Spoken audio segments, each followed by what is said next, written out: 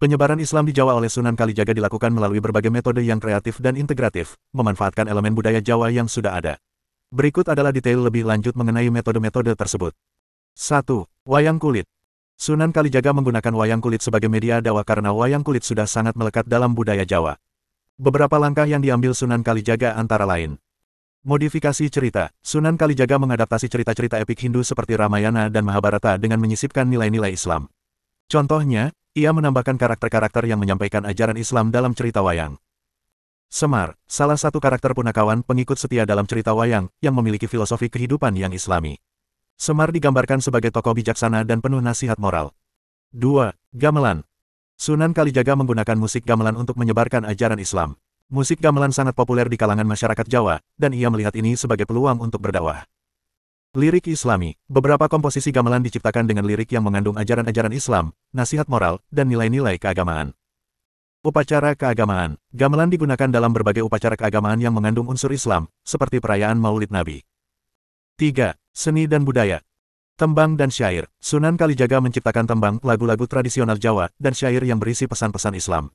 Tembang-tembang ini digunakan dalam berbagai kesempatan, termasuk dalam ritual adat dan kegiatan sehari-hari. Topeng dan tari. Sunan Kalijaga juga menggunakan seni tari dan topeng sebagai media dakwah, dengan menyisipkan cerita-cerita Islami. 4. Pakaian. Busana sederhana. Sunan Kalijaga memperkenalkan busana yang sederhana dan sopan sesuai dengan ajaran Islam, namun tetap mempertahankan unsur budaya Jawa. Contohnya adalah penggunaan baju koko dan sarung. 5. Pembangunan masjid. Masjid Agung Demak. Sunan Kalijaga ikut berperan dalam pembangunan Masjid Agung Demak, yang menjadi salah satu pusat penyebaran Islam di Jawa. Masjid ini tidak hanya berfungsi sebagai tempat ibadah, tetapi juga sebagai pusat kegiatan sosial dan pendidikan Islam.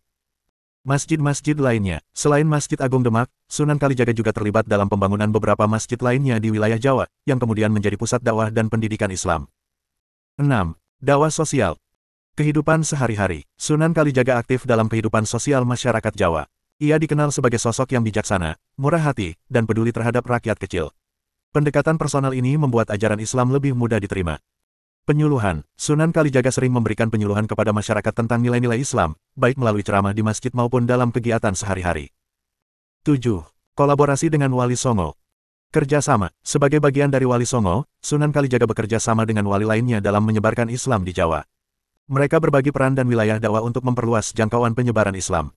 Dengan pendekatan yang adaptif, kreatif, dan integratif ini, Sunan Kalijaga berhasil menarik minat masyarakat Jawa untuk memeluk Islam tanpa harus meninggalkan budaya lokal mereka sepenuhnya.